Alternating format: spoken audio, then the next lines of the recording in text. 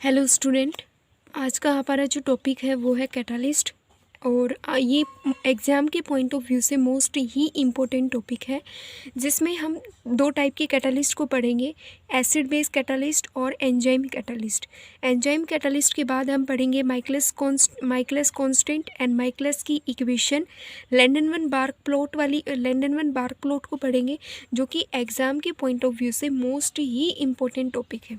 ठीक है, चलिए अब हम शुरू करते हैं। सबसे पहला टॉपिक आता है अपना कि व्हाट इज़ द कैटालिस्ट होते क्या है। कैटालिस्ट होते हैं जो अपनी रेट ऑफ रिएक्शन को, जो हमारे रेट ऑफ रिएक्शन को इंक्रीज़ या फिर डिक्रीज़ करवाने का, डिक्रीज़ तो नहीं करवाएंगे।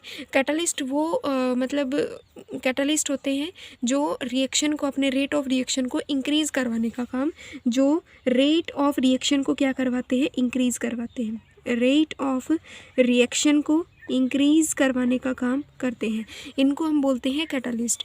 अब जो कैटालिस्ट होते हैं ये मेनली दो टाइप के होते हैं।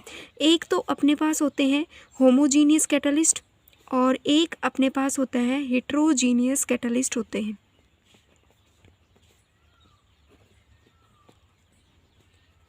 होमोजीनियस वर्सेस हेट्रोजीनियस कैटालिस्ट होते हैं। अब सबसे पहले कैटालिस्ट का एक छोटा सा इंट्रोडक्शन देख लेते हैं।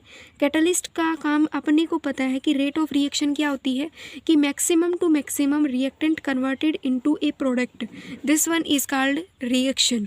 ये अपनी रिएक्शन होती है कि जिसमें मैक्सिमम से maximum reactants converted into a product. ठीक है, अगर आप विदाउट कैटालिस्ट के रिएक्शन को करवाते हो, इन दिस कंडीशन के अंदर जो अपनी एक्टिवेशन एनर्जी है, इसको हम बोलते हैं एक्टिवेशन एनर्जी। ठीक है, तो यहाँ पे अपने पास रिएक्टेंट्स होते हैं। रिएक्टेंट तभी प्रोडक्ट के अंदर कन्वर्ट होंगे जब इस एक्टिवेशन एनर्जी को ये पार कर देंगे, क्रॉस आउट कर देंगे, उसके बाद ही ये रिएक्टेंट प्रोडक्ट के अंदर कन्वर्ट होंगे। तो कुछ रिएक्टेंट के मॉलिक्यूल ऐसे भी होंगे जिनके मतलब एबिलिटी होगी कि वो तो इस एक्टिवेशन एनर्जी को ईजिली पास आउट कर देंगे। कुछ रिएक्टेंट मॉलिक्यूल की एनर्जी अगर हाई होगी तो वो तो ईजिली प्रोडक्ट के अंदर कन्वर्ट हो जाएंगे। बट कुछ रिएक्टेंट मॉलिक्यूल ऐसे भी हो सकते हैं जिनके पास एनर्जी कम होती है, तो वो इस बैरियर को पार नहीं कर पाएंगे। ठीक है, अगर आप कैटालिस्ट का यूज़ करते हो तो कैटालिस्ट काम क्या करेगा कि इस एक्टिवेशन एनर्जी की जो हाइट है इसको क्या कर देगा, डिक्रीज़ कर देगा।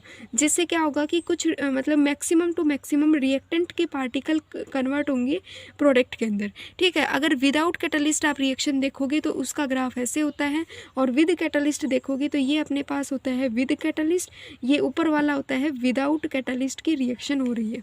ठीक है, अब अपना नेक्स्ट पॉइंट आता है कि कैटालिस्ट में होमोजीनियस कैटालिस्ट क्या होते हैं। होमोजीनियस कैटालिस्ट वो कैटालिस्ट होते हैं जिसमें reactant and product are present in a same phase, जिसके अंदर रिएक्टेंट और प्रोडक्ट किस में होते हैं, प्रेजेंट होते हैं सेम फेज में। Reactant and product are present same phase, जिसमें रिएक्टेंट प्रोडक्ट प्रेजेंट होते हैं सेम फेज में। हिट्रो का मतलब होता है रिएक्टेंट एंड प्रोडक्ट प्रेजेंट होते हैं डिफरेंट फेज के अंदर, किस में प्रेजेंट होते हैं, डिफरेंट फेज में प्रेजेंट होते हैं। इनको हम बोलते हैं हेट्रोजीनियस कैटालिस्ट। होमोजीनियस कैटालिस्ट की अगर आप एग्जांपल की बात करोगे तो होमोजीनियस कैटालिस्ट में आता है अपना एसिड बेस कैटालिस्ट हो गया। इसके अंदर हम स्टडी करेंगे एसिड बेस कैटालिस्ट को और एंजाइम कैटालिस्ट को स्टडी करेंगे। हेट्रोजीनियस के अंदर हमें पता है कि जो हेट्रोजीनियस कैटालिस्ट होता है, this catalyst reaction occur at a surface के ऊपर होती है, सरफेस कैटालिस्ट रिएक्शन होती है। इसको हम आने वाले आगे टॉपिक्स के अंदर पढ़ेंगे। नेक्स्ट अब अपने पास नया टॉपिक स्टार्ट होता है कि what is the acid base catalyst क्या होते हैं।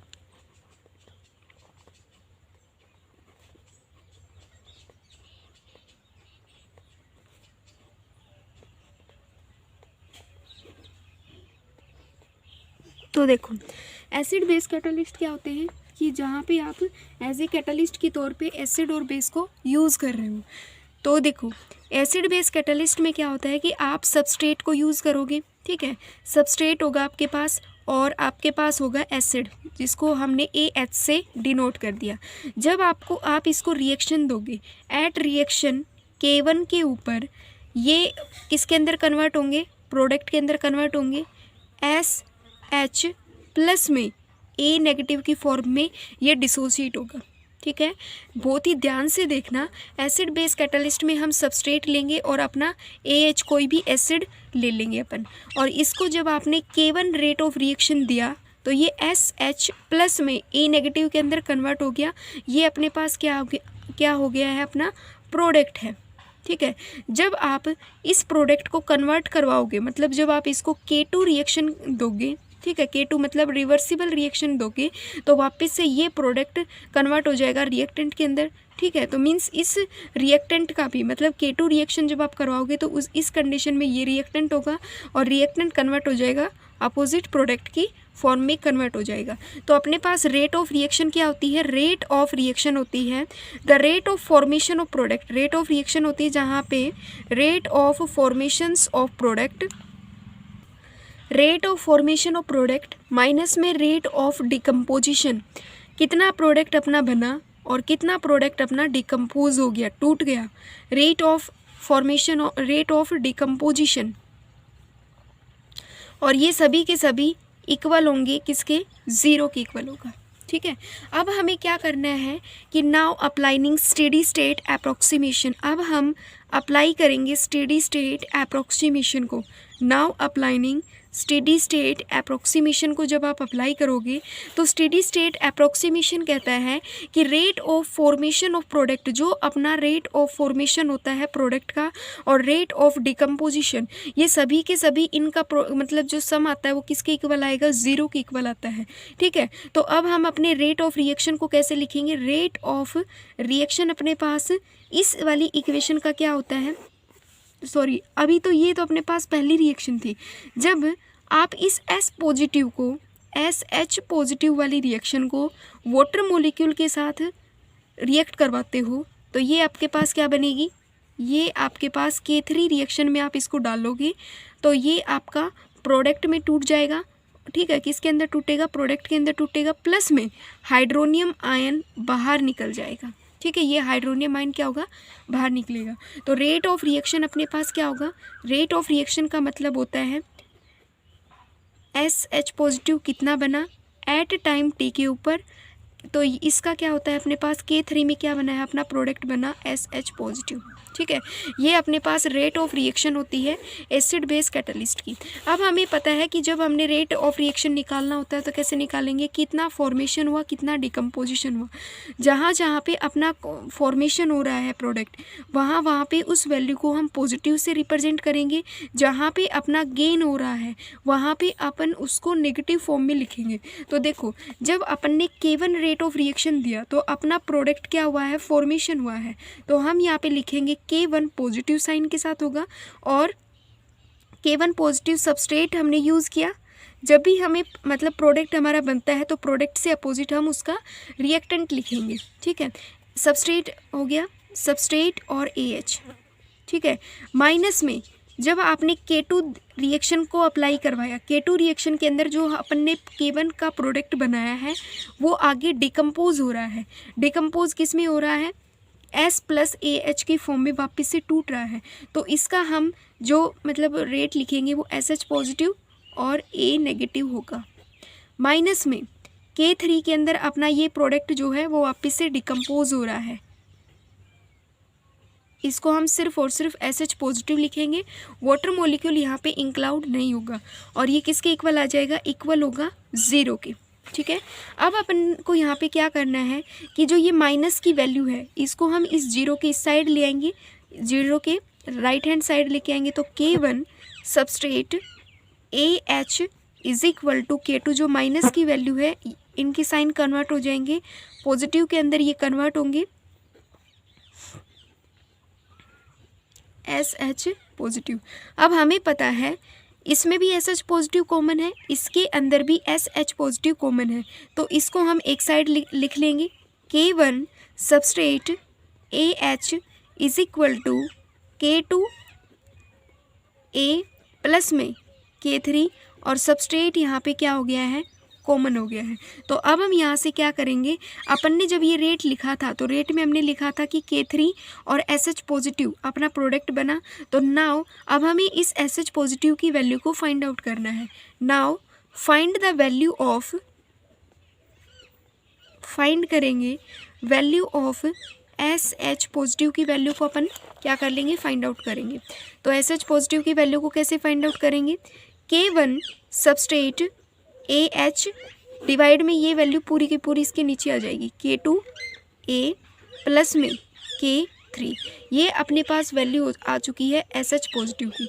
नाउ इस वैल्यू को हम पुट करेंगे, जो अपनी ये इक्वेशन नंबर फर्स्ट है यहाँ पे पुट करोगे तो आपको क्या मिलेगा, K3 K1 substrate AH divide में K2 A प्लस में क्या हो गया आपके पास K3 आ गया।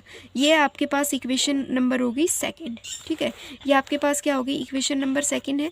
जब आप यहाँ पे अपन को क्या करना है कि नाउ SH पॉजिटिव की वैल्यू को हमें पुट करना है इक्वेशन फर्स्ट के अंदर, हम इसको क्या करेंगे, पुट करेंगे, तो अपना जो रेट निकल के आएगा वो ये होता है, ठीक है। अब एक कंडीशन बनती है कि मान लो केस फर्स्ट में, अब हमें यहाँ पे ये देखना है कि देखो केस फर्स्ट जब आपकी रिएक्शन होगी, केस फर्स्ट रिएक्शन में क्या होता है कि जो K2 है आपका वो क्या है, ग्रेटर देन है K3 से, ठीक है। जब आपका K2 बना है, अभी ये कहता है कि जब रिएक्शन हुई है अपनी, तो रिएक्शन में कहता है कि जो K2 है वो आपका ग्रेटर देन है K3 से। तो इन दिस कंडीशन के अंदर यहाँ पे, ठीक है, K3 आपका क्या है, स्मॉल है, तो ये वाली वैल्यू आपके पास स्मॉल हो जाएगी, ठीक है। ये वाली वैल्यू भी आपके पास स्मॉल हो जाएगी, और K2 तो हमें पता है कि ग्रेटर देन है। देखो इससे पहले अपन केस नंबर फर्स्ट को डिस्कस करते हैं। एक कंडीशन कहती है कि K3 आपका ग्रेटर देन है K2 से। एक दूसरा केस आपको कहेगा कि एक कंडीशन में K2 मान लो आपसे ग्रेटर देन है, मतलब K2 ग्रेटर देन है K3 वाली से। तो इन दिस कंडीशन में हम क्या करेंगे कि अपनी जो इक्वेशन थी K3 K1 substrate AH divide में K2 A प्लस में क्या हो गया K3।